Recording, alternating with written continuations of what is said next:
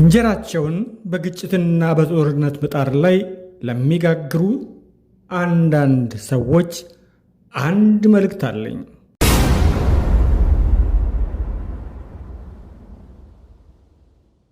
ሰላምና ጤና በያላችሁበት ይሆንላችሁ። የተወደዳችሁና የተከበራችሁ የኢትዮ ሌንስ ቻናል ፕሮግራም ተከታታዮች እንደምን አላችሁ?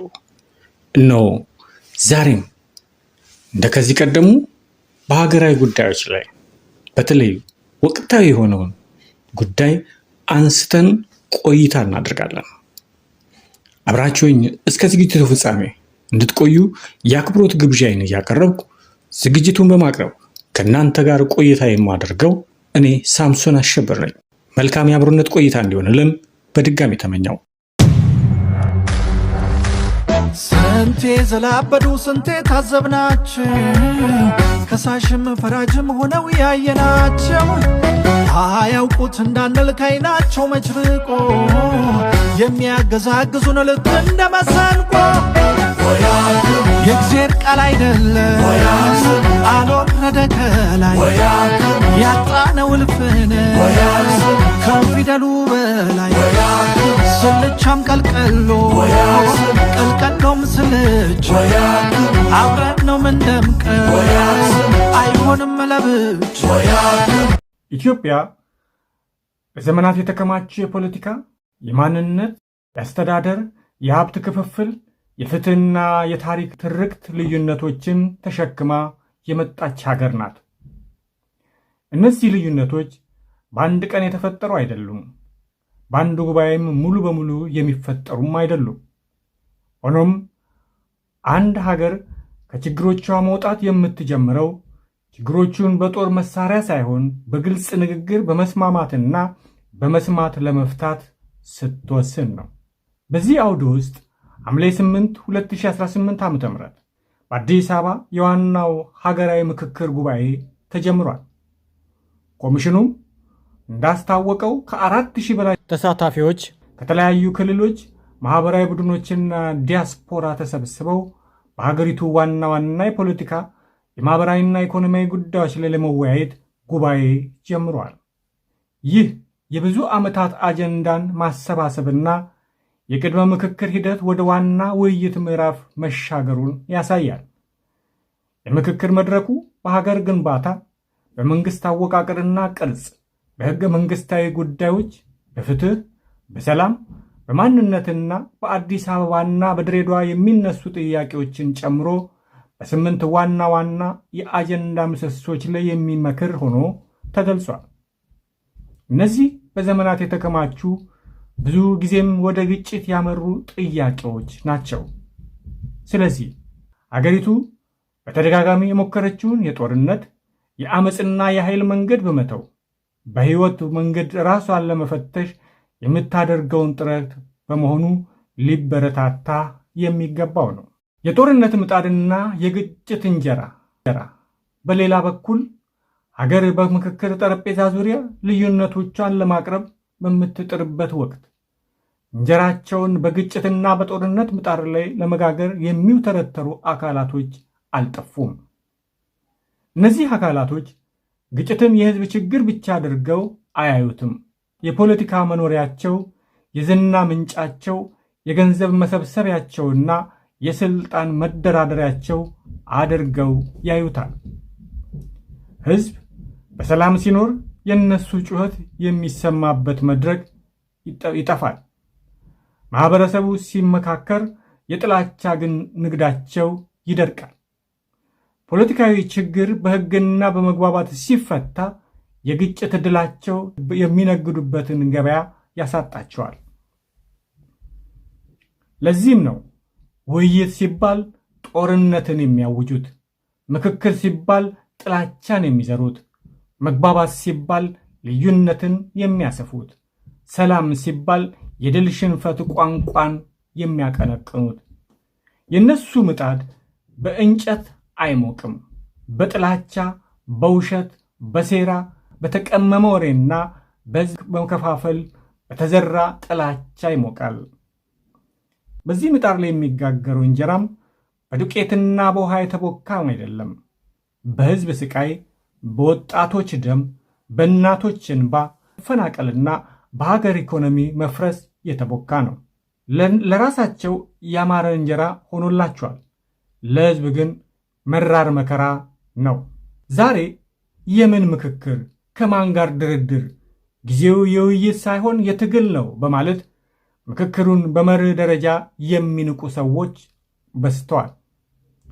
አንዳንዶቹ በሂደቱ አካታችነት፣ ነፃነት፣ ግልጽነትና ውጤቶቹ እንዴት እንደሚተገበሩ ላይ ትክክለኛ ጥያቄ ሊኖራቸው ይችላል። ተቃዋሚ ፓርቲዎችና አንዳንድ ተንታኞች በሂደቱ ሕጋዊነትና አካታችነት ላይ በተለይም በአማራ፣ በኦሮሚያና በትግራይ በሚገኙ የጸጥታና የተሳትፎ ክፍተቶች ዙሪያ ቅሬታዎችን አንስተዋል። እነዚህን ጥያቄዎች መጠየቅ በራሱ ሰላምን መቃወም አይደለም።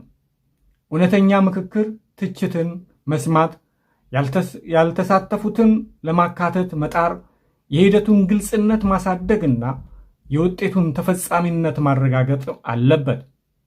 ሂደቱ የተሟላ ነው ብሎ ማወጅም ሆነ ሙሉ በሙሉ ከንቱ ነው ብሎ ማጣጣል ሁለቱም ሚዛናዊም አይደለም። የሚለየው ግን የሂደቱን ድክመት ለማሻሻል የሚቀርብ ትችትና ምንም አይነት ሰላማዊ መንገድ እንዳይሳካ በማሰብ የሚካሄድ የግጭት ቅስቀሳ መካከል ነው። አንዱ ምክክሩ እንዴት ይሻሻል ብሎ ይጠይቃል። ሌላው ምክክር ለምን ይኖራል ብሎ ይቃወማል። አንዱ ያልተካተቱ እንዲካተቱ ይጠይቃል። ሌላው ማንም እንዳይነጋገር ያስፈራራል። አንዱ ሰላም በፍትህ ለማጠናከር ይተቻል። ሌላው ግጭትን ለማራዘም ውይይትን ሽንፈት አድርጎ ይዘምራል። ይህን ልዩነት ህዝቡ በጥንቃቄ ሊለይ ይገባዋል። ምክክር ማለት እጅ መስጠት አይደለም። አንዳንዶች ውይይትን እንደ ድክመት፣ ድርድርን እንደ ሽንፈት፣ መግባባትን እንደ መርህ መተው ያቀርባሉ። ይህ ግን የጦረኝነት ስሜት ያፈራው የተሳሳተ አስተሳሰብ ነው። ምክክር ማለት ሐሳብን መተው ሳይሆን ሐሳብን ያለ ጥይት ማቅረብ ነው። ድርድር ማለት እጅ መስጠት ሳይሆን የሌላውን መብትና ህልውና ማወቅ ነው። መግባባት ማለት ሁሉንም ተመሳሳይ እንዲያስብ ማድረግ ሳይሆን በልዩነት ውስጥ አብሮ የመኖርን ድንበር መፍጠር ነው። እውነተኛ ጀግንነት ሰውን ወደ ጦርነት መላክ አይደለም። ጠላት ተብሎ የተፈረጀን ሰው ፊት ለፊት ተቀምጦ መስማት ነው። እውነተኛ አመራርም ወጣቶቹን ወደ ጫካና ወደ ጦር ሜዳ መላክ ሳይሆን በሕይወት ቆይተው የሚማሩበትን፣ የሚሰሩበትን፣ ቤተሰብ የሚመሰርቱበትን ሀገር መገንባት ነው። ሰላም የህዝብ እንጀራ ነው። የግጭት ተጠቃሚዎች እንጀራቸውን በጦርነት ምጣድ ላይ ሊጋግሩ ይችላሉ። ህዝብ ግን በዚህ ምጣድ ላይ የሚጋገርለትን እንጀራ አይበላም። ምክንያቱም ያለው ሞት፣ መፈናቀል፣ ረሃብ፣ የዋጋ ግሽበት፣ የልጆች የትምህርት መቋረጥና የቤተሰብ መበተን ነው። ጦርነት ሲነሳ ከመድረክ ላይ የሚጮሁ ሰዎች ግፋ በልባዮቹ ልጆቻቸውን ወደ ጦር ግንባር ላይልኩ ይችላሉ። የድሃው ልጅ ግን ይሞታል። ገንዘብ የሚሰበስቡት በውጭ ሀገር በደህና ሊኖሩ ይችላሉ። በሀገር ውስጥ ያለው ገበሬ፣ ሰራተኛ፣ ነጋዴ፣ እናትና ሕፃን ግን ዋጋ ይከፍላሉ። ስለዚህ የምክክር መድረኩ የመንግስት ወይም የአንድ ፓርቲ መድረክ ብቻ ሆኖ መቅረብ የለበትም።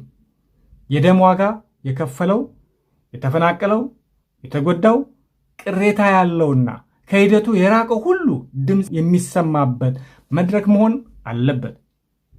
ያን ጊዜ ብቻ ምክክሩ የሀገር ምክክር ይሆናል። በመጨረሻም የዛሬ መልእክቴ እንጀራችሁን በግጭትና በጦርነት ምጣድ ላይ ለመጋገር ለምትተረተሩ ዛሬ በውጭው ያማረ አይኑ የሚስብ እንጀራ የሰጣችሁ ያ ምጣድ በሕዝብ ደም እንባ የሞቀ መሆኑን አትርሱ።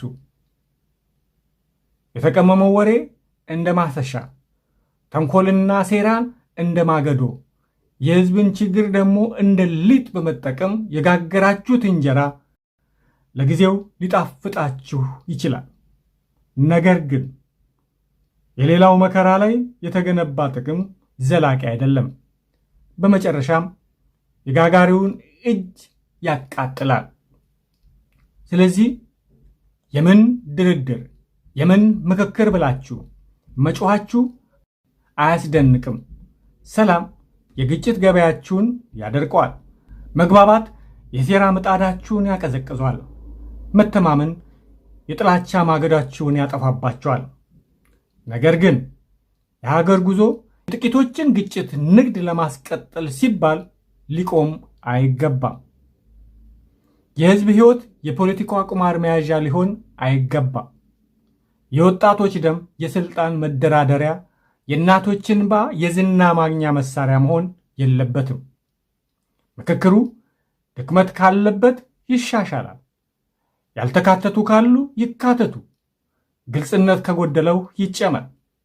የተደረሰባቸው ስምምነቶችን በግልጽ የአፈጻጸም ስርዓት ይደገፉ። መፍትሄው ግን ወደ ጦርነት መመለስ አይደለም። ሀገር የምትገነባው በጠመንጃ አፈሙዝ ሳይሆን በእውነት መናገር ነው። ፍትህ የሚገኘው የበቀል ዙር በመቀጠል ሳይሆን በተጠያቂነትና በሕግ ነው። አንድነት የሚጠናከረው ልዩነትን በማጥፋት ሳይሆን ልዩነትን በክብር በማስተናገድ ነው። ዘላቂ ሰላም የሚመጣው ጥያቄዎችን በመደበቅ ሳይሆን በፍትህ፣ በምክክርና በእውነተኛ መግባባት በመፍታት ነው። የግጭት እንጀራ ለጥቂቶች ሊጣፍጥ ይችላል። የሰላም እንጀራ ግን ለሁሉም ሕዝብ ይበቃል።